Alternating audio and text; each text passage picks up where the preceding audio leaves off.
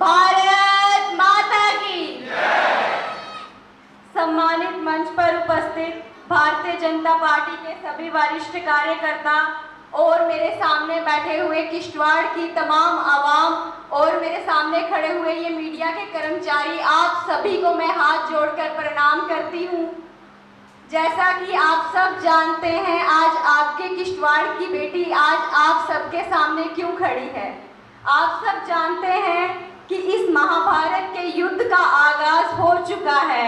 ये युद्ध न सिर्फ भारतीय जनता पार्टी और एनसी सरकार के बीच में है, ये युद्ध देश विरोधी और देश बचाने वाले लोगों के बीच में है।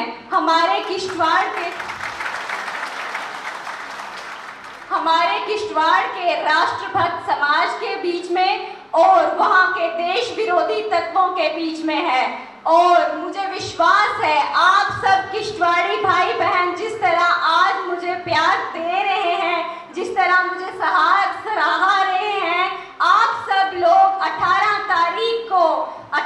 तारीख को आप सब लोग किश्तवाड़ में आके भारी संख्या से वोटिंग करेंगे। आप सब जानते हैं जो कि हमारे श्यामा प्रसाद मुखर्जी का नारा था कि एक देश में 2 विधान 2 प्रधान 2 निशान नहीं चलेंगे, नहीं चलेंगे, नहीं चलेंगे।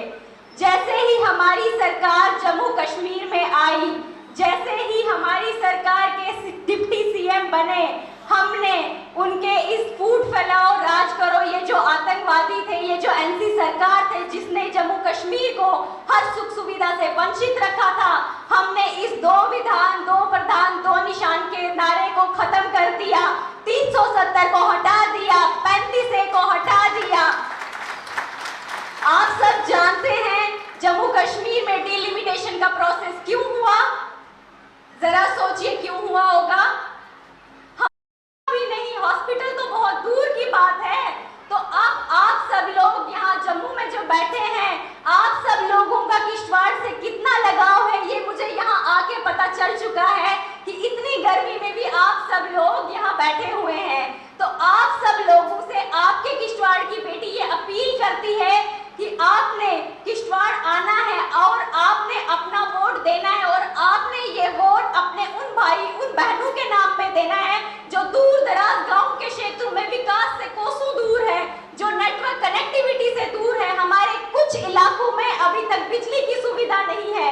इस एनसी सरकार ने हमें सुख सुविधाओं से कितना वंचित रखा है ये आज मुझे पता चल रहा है।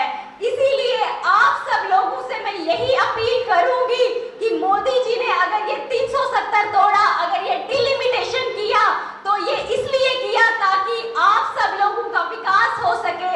आप सब लोग यहाँ बैठे हुए हैं, लेकिन वो जो दूर दराज गाँव में बैठे हुए हैं उनके विकास के बारे में सोचना भी हम सबका कर्तव्य बनता है। क्या आप सबका कर्तव्य नहीं बनेगा कि आप किश्तवाड़ आके वोट दें, आप उन दूर दराज क्षेत्रों के विकास की बात करें।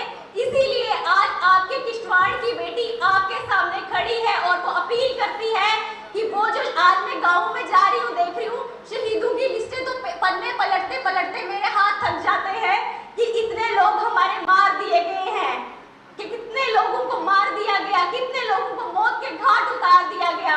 क्या कसूर था उनका, क्या कसूर था उनका कि वो देश की बातें करते थे, हिंदुस्तानी होने की बातें करते थे, क्या सिर्फ यही कसूर था?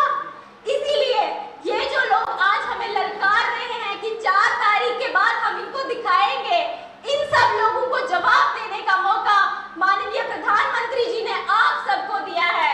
आप सब लोग इनकी उस बुलेट का वार, जो बुलेट का वार इन्होंने हम पे किया था, हम पे लगी उस बुलेट का जवाब आप सब ने देना है। आप सब किश्तवाड़ी भाइयों